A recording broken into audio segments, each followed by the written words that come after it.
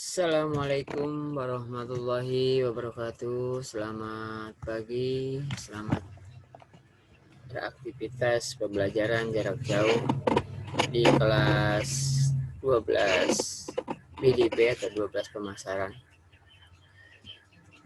Pertama-tama sebelum kita pembelajaran jarak jauh, marilah kita berdoa sesuai dengan kepercayaan masing-masing agar pembelajaran jarak jauh ini dapat ridho Allah Subhanahu wa taala. Semoga mendapatkan ilmu yang bermanfaat bagi kita semua. Doa dimulai.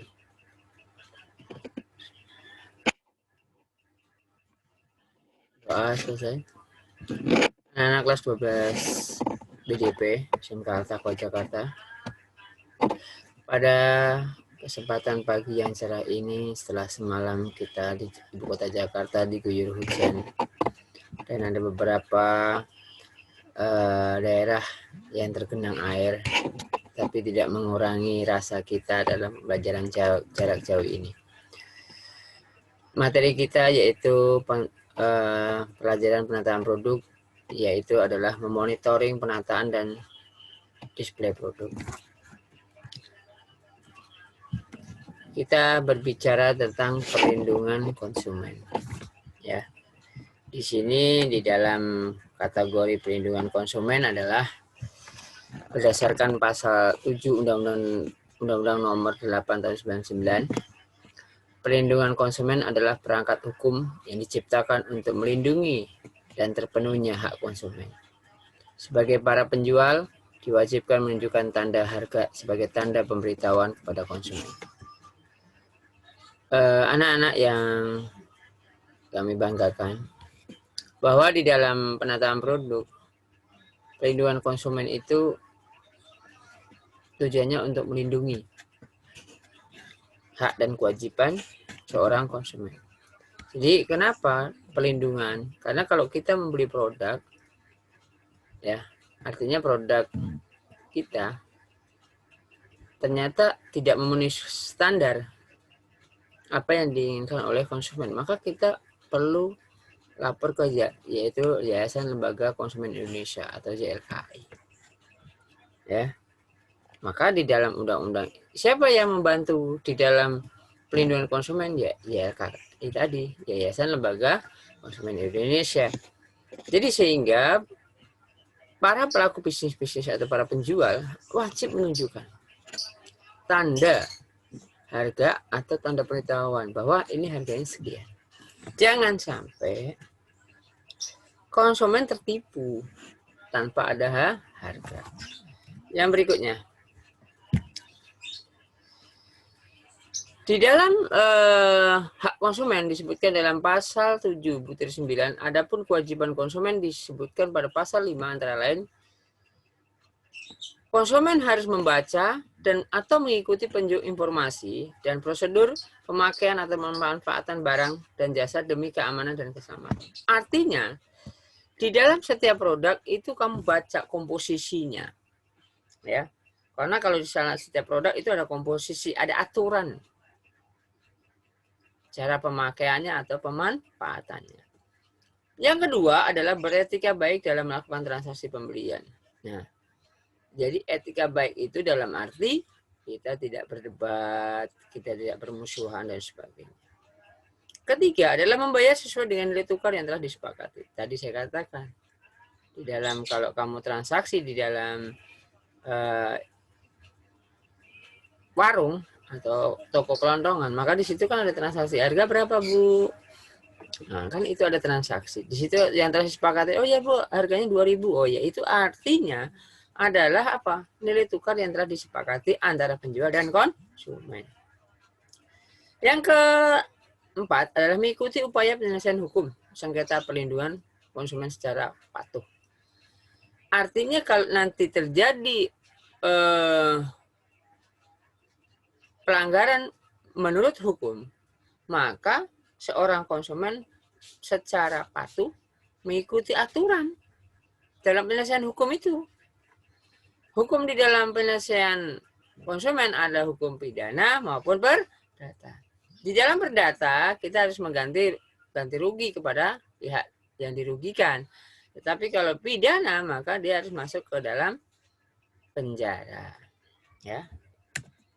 Yang berikutnya, kode etik Asosiasi Penjual Langsung Indonesia atau APLI. Di dalam bagian kedua, ya, di sini tentang perilaku konsumen terhadap konsumen. Perilaku apa ini? Pertama, praktek-praktek terlarang. Contoh, misalnya praktek-praktek terlarang itu mengoplos barang kualitas 1 ke kualitas 3. Banyak terjadi praktek-praktek terlarang ini. Ya, Anda bisa cari apa sih praktek-praktek di dalam penjualan langsung, kan banyak. Sekarang kan apalagi kondisi pelaku-pelaku sekarang ini bisnis juga, aduh, susah juga. Ya. Yang kedua, ada identifikasi. Identifikasi ini artinya apa? Mengetahui permasalahan yang ada. Ya, harus mengetahui, jangan sampai tidak mengetahui. Yang ketiga adalah penjelasan dan peragaan. Dijelaskan secara rinci di dalam penjualan langsung ini. Yang keempat adalah menjawab pertanyaan yang diajukan oleh konsumen atau pembeli. Kita siap nih. Ini di dalam Asosiasi Penjualan Langsung Indonesia. Ini biasanya, ini kalau kita ikut di dalam multi level marketing atau MLM ya. Itu marketing multi level ya. Multi level marketing ini bisa dilakukan di sini. Hal-hal yang harus diperhatikan dalam penjualan langsung atau perusahaan, yang pertama, formulir pesanan atau PO atau post order. Kita lihat di sini harus diperhatikan nih. Barang-barang yang dipesan itu apa sih? Gitu. Jangan sampai kita tidak melihat dari formulir pesanan ini. Yang kedua adalah janji-janji lesan. Nah, kalau orang-orang yang lain ya sekarang sistemnya direkam hasil percakapan itu. Supaya apa? Terjadi sengketa hukum, maka kita punya data. Yang ketiga adalah penyejukan dan pengembalian barang. Nah, setelah ada janji lesan formulir tadi, pengembalian barang.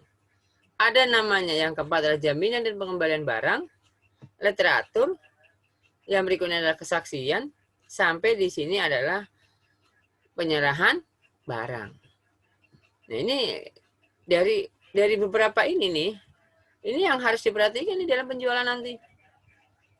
Ya, kalau kamu dalam nanti setelah lulus dari SMK Al-Taqwa membuat usaha, ya ini harus diperhatikan. Apalagi nanti kalau kamu bazar di kelas 3 nih. Ini perlu diketahui di sini. Perlu diketahui dan perlu dikembangkan. Kita berikut lagi adalah segmentasi pasar. Kalau kita berdari segmentasi pasar, apa sih kepanjangan dari segmentasi? Segmentasi pasar adalah segmentasi itu adalah pengelompokan. Berarti di sini kata-kata adalah segmentasi pasar ada pengelompokan pasar. Di mana pasar itu terjadi homogen atau tidak. Pasar itu ada kualitas.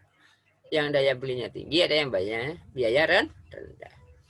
Kalau kita berbicara segmentasi pasar di sini adalah strategi pasar biasanya ditentukan oleh beberapa segmentasi pasar, targeting, dan positioning. Adapun penentuan pasar atau segmentasi pasar di sini adalah siapa pelanggan yang akan membeli produk yang akan dijual. Artinya, produk kita itu siapa sih yang membeli? Pelanggannya kita itu pelanggan menengah atas atau menengah bawah? Kan harus dicari di sini. Yang kedua, apa yang dikehendaki oleh pelanggan? Jadi di dalam tenaga marketing, tidak usah ke kantor, tetapi dia selalu bercampur dengan kepada pelanggan atau konsumen. Artinya apa? Dia akan menganalisis apa sih sebetulnya yang dikehendaki oleh konsumen. Ini di sini. Karena kalau kita tidak menganalisis ini, maka kita tidak tahu. Ya, tidak tahu apa yang dianalisis oleh atau apa yang dikehendaki oleh konsumen atau pelanggan. Yang ketiga, apa yang dibeli pelanggan. Nah, berarti kita tadi hasil dari sini nih. Nah, baru kita meluncurkan produk. Di mana pelanggan dapat dijangkau? Apakah di perkotaan? Apakah di pedesaan atau di pegunungan? Nah, kita harus dianalisis pasar kita ini. Kalau kita menciptakan contoh ini, saya menciptakan sabun Lifebuoy. Berarti segmentasi kita di mana berjangkau, dapat di pegunungan, dapat di perkotaan, dapat di pedesaan. Dalam segi transportasi yang dijangkau oleh transportasi. Kan itu. Yang berikutnya, nah di sini dilihat lagi. Nah, targeting. Ya, targeting. Ya. Kalau kita berbicara targeting apa sih? Enak. Kalau berbicara targeting adalah target kita kemana sih?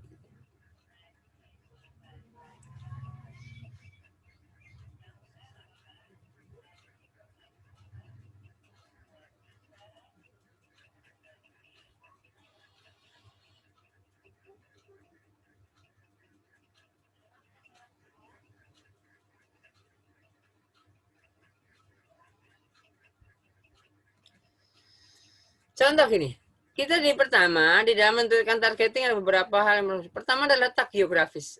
Letak geografis kita adalah di permukaan bumi, di permukaan tanah kita. Contoh gini, kalau kita menjual tadi produk Lifebuoy, sabun Lifebuoy, berarti secara geografis kita bisa di pegunungan, bisa di pedesaan, bisa di perkotaan.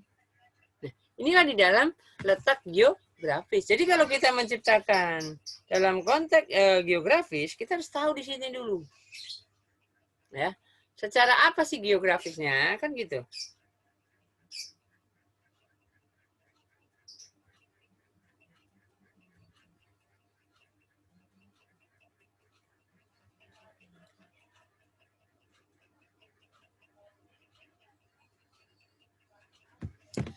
Yang berikutnya, kita lihat di sini adalah letak demografis. Kalau kita berbicara letak geografis atau demografis adalah meliputi ukuran, struktural, ya. Kita lihat di sini. Yuk, aduh. Ya, di sini adalah letak ukur, ya, struktur, ya, struktur dan distribusi penduduknya. Artinya struktur penduduk itu bagaimana? Kita kelas bagaimana daya belinya? Kan dilihat juga di dalam letak demografis. Biasanya di sini adalah apa? Jangan sampai kita menciptakan sebuah produk tidak melihat secara demografis, maka kita tidak akan tercapai di dalam tujuan perusahaan. Maka di dalam perusahaan, oh saya menciptakan produk ini. Secara demografis ini cocoknya di pegunungan. Oh ini cocoknya di perkotaan ini. Nah itu kita harus tahu.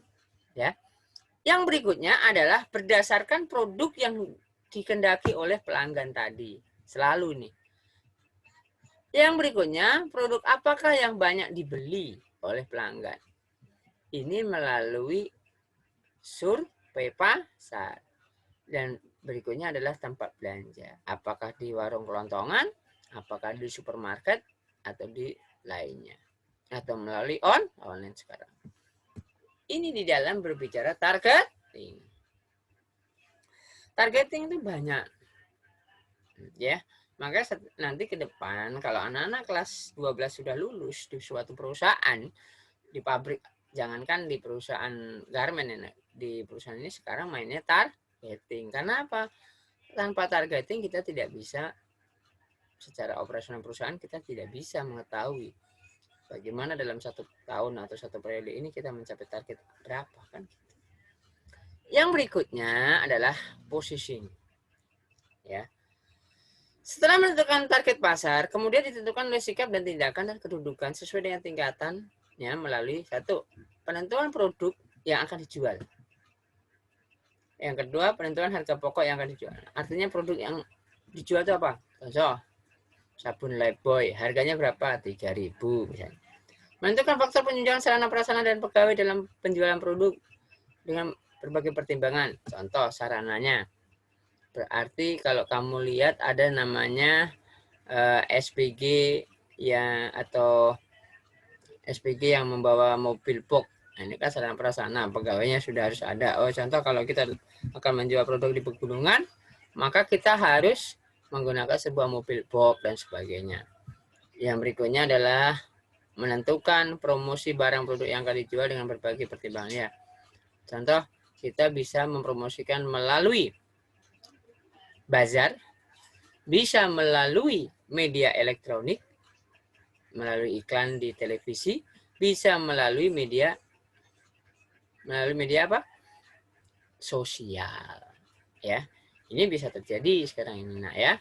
Sekali lagi di dalam konteksnya, dalam menentukan monitoring penataan produk atau display produk, ya kita harus berbicara tadi targeting, segmentasi pasarnya, posisinya, positioning ya. Positioning ini artinya melihat posisi produk kita di mana.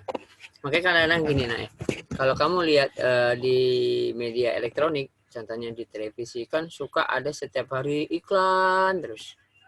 Tetapi setelah beberapa bulan berikutnya, kenapa nggak iklan?